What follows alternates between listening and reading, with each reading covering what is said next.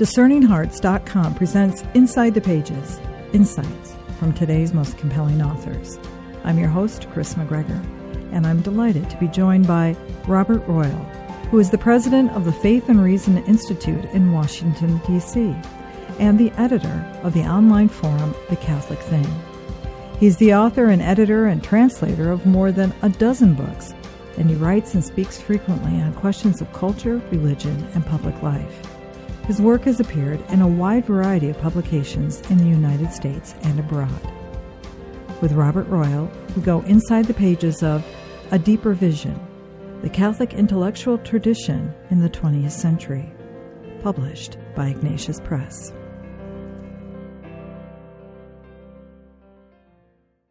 Robert, thank you so much for joining me. It's a pleasure.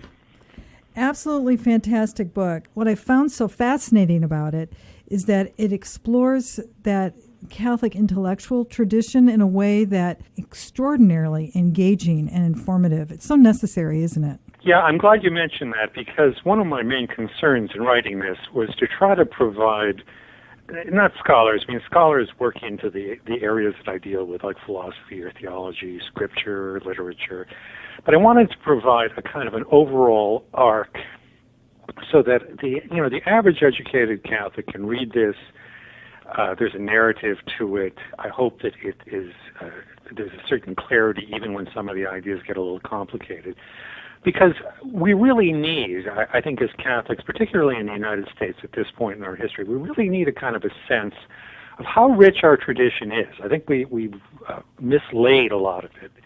And it's a very rich tradition. Catholics are not fundamentalists. An awful lot of Americans who are not Catholic, and maybe even some American Catholics, sort of think of us as this kind of narrow, moralistic, ancient church. But in fact, there is a very sophisticated, very subtle, very rich, and culturally interesting tradition in the modern world of Catholicism. And that's what I tried to convey by the way I approached it. The subject matter is a very heart of who we are and how we engage in the culture. And so often we think, how did we get to this place? But unless we take a look at how we got there, how can we ever change the trajectory? Right. I actually quote Aristotle right at the beginning, and he says, sometimes people say, why are you bothering looking what other people said? Well, you don't know what the questions are, and you don't know what needs to be done unless you know why it is there's certain ideas developed in a certain direction. One of the things I like to say about the Catholic intellectual tradition is it really does give us a kind of a wisdom that isn't just sort of superficial rationality that really leads a lot of people astray in the modern world. And what I like to point to is an image, actually, that Pope Francis uses, that image of the church as a field hospital. As I say in the book, one of the things about a hospital is that it must know some medicine. If you don't know medicine, well, you can be like a doctor who has a good bedside manner. You can go to a person's sick bed and hold their hand and comfort them, but you can't cure them. And one of the things that the Church has constantly tried to emphasize in its seeking to reconcile both faith and reason is that there are some rational things that we can look at and we can bring to a culture like ours, which has closed itself off to transcendence and religion and largely to morality as well. There are reasons why these things are powerful, and the Church has such a wealth that, in a way, it's difficult to take in. That was one of the difficulties I faced in writing this book. It's 615 pages, and it could have been 2-3 times as long as it is. But I tried to select what I think is are the key threads in various areas like philosophy and theology and culture. And I hope that really encourages people to go beyond my book, that they'll take from this a kind of orientation toward what the Church has been, but also a way to even go further, because our faith is so rich that even an entire lifetime isn't enough to take it all in. Again, we're talking with Robert Royal about his book, A Deeper Vision, the Catholic Intellectual Tradition in the 20th Century. And Robert, the reason I love it so much, because it takes that intellectual, theological understanding, and you really do break it open by showing us the extraordinary lives and the influences of some incredible individuals from the 20th century. Yeah, I try to situate them too. Although this, when you write a book that is this ambitious, you have to focus in on certain topics. But what I try to do also is to situate it in the history of the 20th century, because we know that the 20th century had some great glories, the development of modern science and medicine, but it also had some terrible things. And St. John Paul II looked back in Centesimus Annus over the previous 100 years, and he said, if you want to look at what went wrong in the 20th century, it's a mistaken notion of the human person, that these sort of secular views of the human person are what gave rise to things like communism and Nazism, which killed tens of millions of people in the 20th century and repressed many more and sought to stamp out religion and even to stamp out simple humanity. So there's I consider this as sort of the untold story of the 20th century, that this was a very powerful current. And by the way, up until kind of the secular world and the Catholic world went crazy in the 1960s, Catholic thinkers like Jacques Maritain and Etienne Gilson and Christopher Dawson were very highly prized in the secular world itself. They taught at places like Harvard and Princeton and the University of Chicago and the University of Virginia, and their books were published, and their lecture series were invited lecture series by even secular institutions. So we're in this strange period in which Catholics have kind of lost contact with that richness, and something I think really can be recovered. And we've also lost our presence in the secular world, a secular world that is groping for just some solid things to hold on to. That, too, may be not too far in the future. There may be a possibility of returning to that if we Catholics reacquaint ourselves with this rich tradition and also appropriate it and have a certain confidence that it can meet some of the challenges that exist in the modern world. Would you say, Robert, it's so imperative because it takes us into the deeper things of life and of our culture, of art, of beauty, of those things that seem to be ripped apart in today's world? Yeah, I deal with some people have asked me, why do you deal with culture? Why do you deal with religion, poetry, novels, etc.? There's a reason for this. It was John Paul II who I think most clearly identified early on that culture was becoming a kind of a protagonist in the modern world. That in the past you might have politics or political philosophy or economic theories, but really culture was starting to become something that was very powerful. And I think that one of the deeper reasons for that is that when people start to mistrust rational systems, as many people have come to do in the postmodern West, because rationality gave us things like communism and Nazism. When people begin to distrust explanatory paradigms, they tend to rely on images.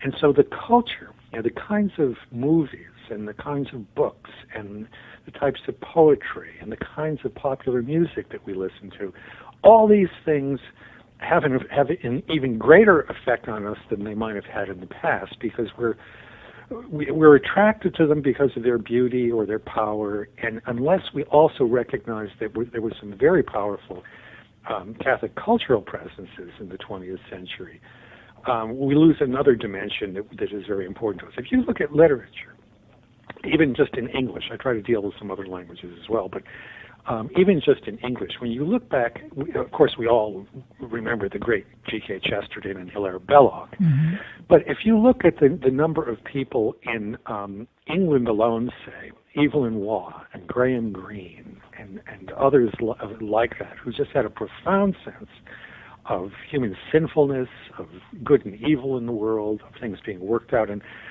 presented in a very accessible narrative kind of fashion. This is a treasure that we really have to look back to.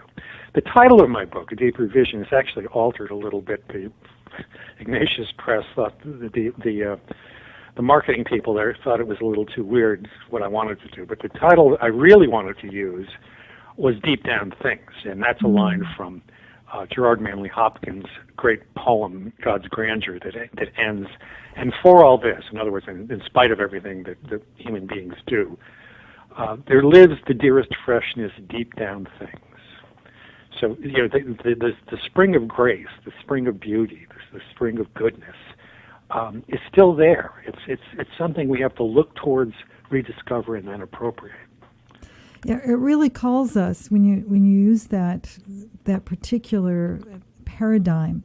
It calls us to encounter thought in a much richer way. Our culture right now, particularly in the West, everything is so surface and it's so soundbite and it's so quick that we've lost just the pondering nature of what it is to encounter beauty. Yeah, and I think that this is one thing that Catholics in particular bring to the religious side of America and the world, because we really do believe in the value of faith and reason. We believe that reason is a God-given power that is part of our souls, and so therefore that power itself also has to be brought to bear in the situations that we find ourselves. I occasionally will teach philosophy for theology to Catholic students, and many of them tell me that at the end, I mean, what I try to do with them is to get them to see that reason can be used in a way that's helpful to the faith, and that it is perfectly legitimate, even in secular terms, the way that we try to reason. But many of them will say to me at the end of the course, I was terrified to do this because I'd always thought that philosophy would upset my faith. And I do try to upset them a little bit when I teach, because I want them to think how it is that reason really functions. You don't just quote the Bible, or you don't just quote the Catechism. As wonderful as these sources are for us, we have to be able to talk also in a more sort of discursive way about what the faith has brought to us. And I don't know of any other institution in the world today, other than the Catholic Church, that's able to keep that type of deep living reason. I mean, a reason that really applies and it is really wise in the way that it begins to look at the kinds of things that confront us as human beings. There's no other tradition in the world that does this, and ours is not only rich, it's the longest living cultural tradition that exists in the world. Isn't it true that because it does go deep, it does anchor us, so that when things start shaking all around us, and we have, as we live through the 20th century, amongst many, it allows us to survive because we're not taken off the moors. It's when it remains surface, that's when we really get cut adrift, don't we? Yeah. I start the book, as you know, with an anecdote about Jacques Maritain, who is certainly one of the greatest and probably the most influential Catholic philosopher in the 20th century. Mm-hmm. He and his future wife, Raisa Umansov, who was a Jewish woman who had come with her family from Russia. They'd fled Russia and they were living in Paris. Jacques Maritain and his future wife were both studying science at the Sorbonne, the University of Paris. And in 1901, they decided that the vision of the world that materialistic science presented was so bleak that if they couldn't find something else to live for, that they made a mutual suicide pact. They would kill themselves. And surprisingly, this comes back again and again in the 20th century with people who are converts or people who are reverts, that what they find is they need a deeper sense of human life to begin with, to be able to continue to go on living. But also they need a deeper sense that human life fits somewhere in the larger story of the world. It isn't just some sort of made-up consolation that we have created for ourselves, sort of in isolation from this cold, dark world. So it's amazing that many converts, and the same is true even today, many converts during the course of the 20th century recognize perhaps even more, in a more vivid way than most Catholics do, how life-giving this deeper vision is. That if you find yourself unsettled by sort of superficially what's going on in the world, and who doesn't these days feel that lack of being settled, that the answer for that is not to turn away from it or to deny it, but it's to really go deeper and to understand that there is something else, there's something more solid that never goes away, because it's the nature of reality, the true nature of reality, the Holy Trinity, the community of persons that we believe is the deepest reality in existence. That never goes away, and it never turns away from us. In the book, A Deeper Vision, the Catholic Intellectual Tradition in the 20th Century, you really highlight for us 4 persons in particular who were, can we say that really some of the standout theologians of the 20th century, I mean, amongst many other giants, but the 4, when we're talking about Urs von Balthasar, St. John Paul II, and Pope Benedict XVI. It's important for us to know them and to know them well, isn't it? Yeah. Yeah, I mean, insofar as you can pursue some of those writers, I also think that Henri de Lubac is a very interesting figure. There are a few others as well, but you really get a sense with them that you're dealing with world-class thinkers who can hold their own with anyone. And particularly, I would point out in particular, I'm a great lover of John Paul II, but I think that perhaps the greatest Catholic thinker of the 20th century, and maybe the greatest thinker alive right at the moment, is Joseph Ratzinger, Pope Benedict XVI. If you look back at his life, when he was in his 30s, and he was one of the periti, he was sort of an advisor to one of the cardinals who attended Vatican II. Even in his 30s, there was a wisdom and a penetration in Joseph Ratzinger that I think is just rare.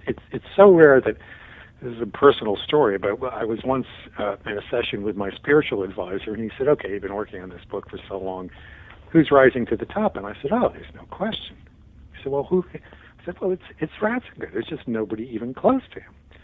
And it's not just that he's a theologian, but he kind of understands human psychology, and he understands the challenges that people feel in the modern world, and the kind of the ways that they have to be approached almost indirectly to be able to get to see certain truths that have been obscured in the culture. So, yeah, the 4 you point out, I mean, I think Karl Rahner is a very controversial figure because he became something of a dissenter later in his life. But in his early life, in his pure thought, he's just a remarkable man. Urs von Balthasar is a kind of an encyclopedic genius.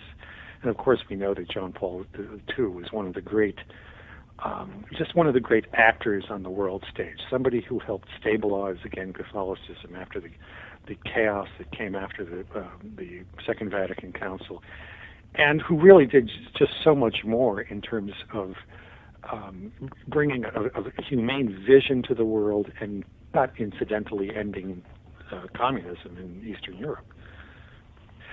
I point out in the book that there's an element in human history that the church cannot control, and that element is that there are ups and downs in terms of culture in general. I'm not talking about Catholic culture now. I'm talking about sort of human existence. There are times when human existence is it seems that human culture is richer.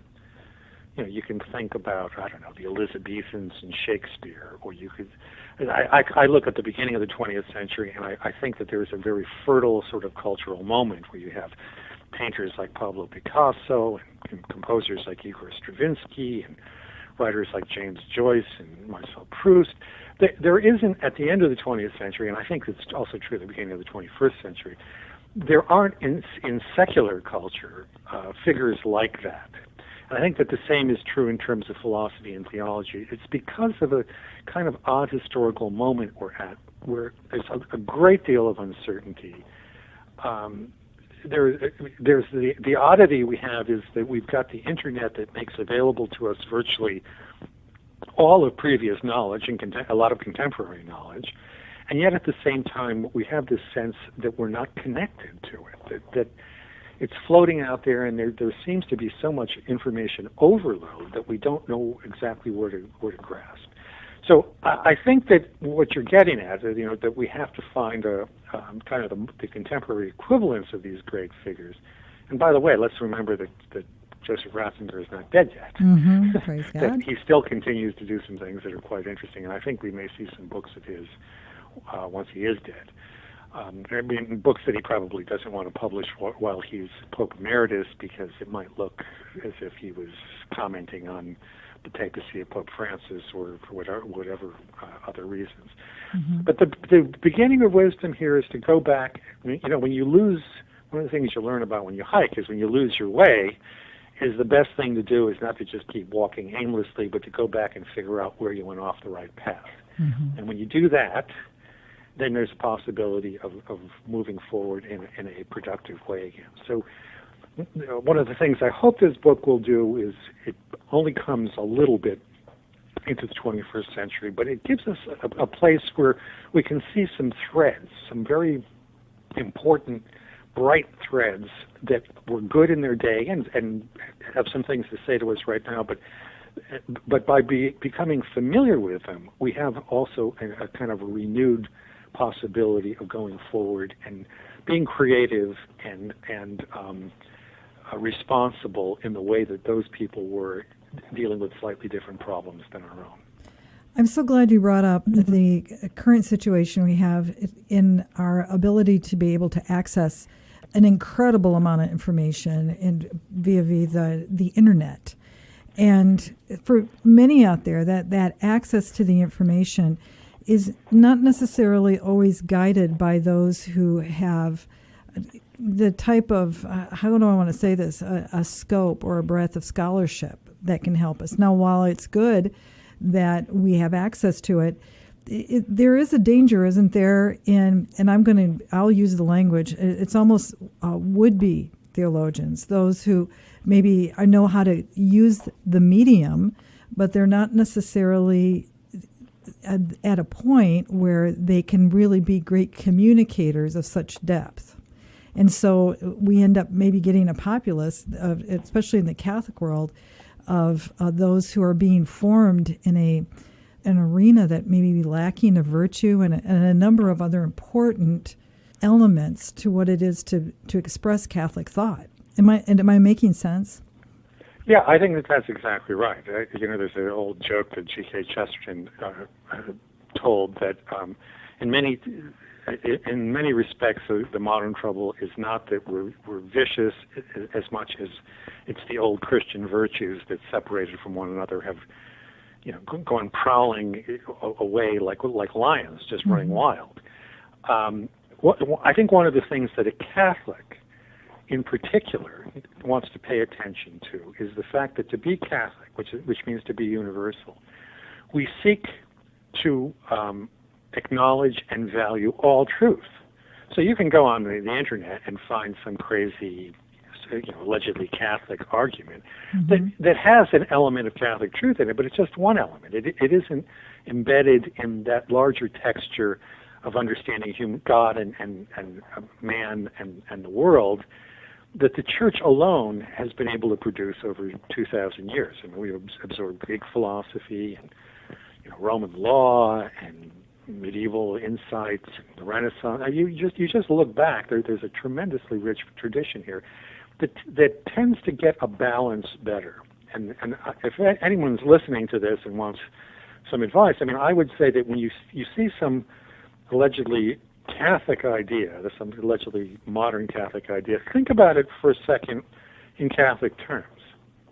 Is this really reflective of balanced truth, or is it what we used to call a heresy? Now, heresy doesn't just simply mean that somebody has different ideas than we do. Heresy means somebody picks out. In Greek, hairein means to pick out.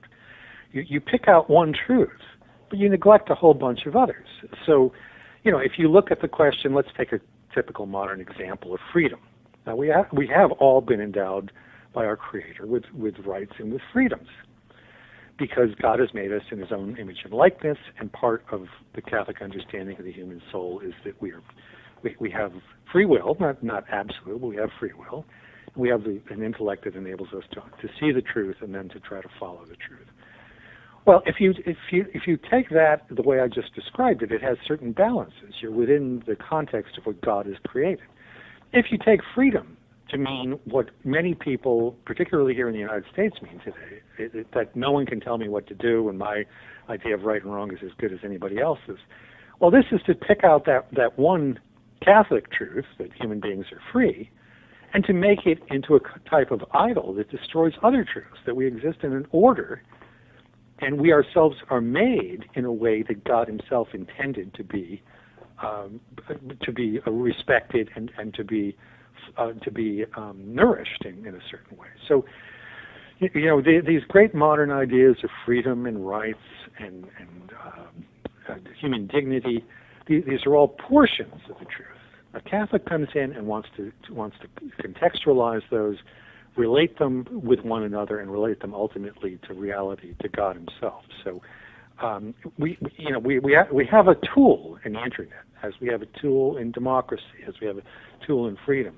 We have to make sure that all those things are used in a way that a really universal vision of God and man and a really universal faith keep balanced some of these various things that isolated can become a problem rather than a tool. Well, I just cannot recommend more highly A Deeper Vision, the Catholic Intellectual Tradition in the 20th Century. Robert, I wish we had more time. Any final thoughts? Well, I just want to say that anybody setting out on this path has to recognize this is a lifelong pursuit to understand wisdom, to try to seek to understand what God wants, and then also to be able to seek to do it. So it's not a quick task. You talked earlier about it's not a superficial task. It's a very different task than much else that goes on in the world around us. And understanding that, and understanding that it's not going to be a quick fix, or it's not going to be something that instantaneously solves all problems, is important, because it keeps us from becoming discouraged, unsettled, throwing up our hands and assuming that there are no solutions. We have, I repeat, we have the longest living cultural tradition in the world.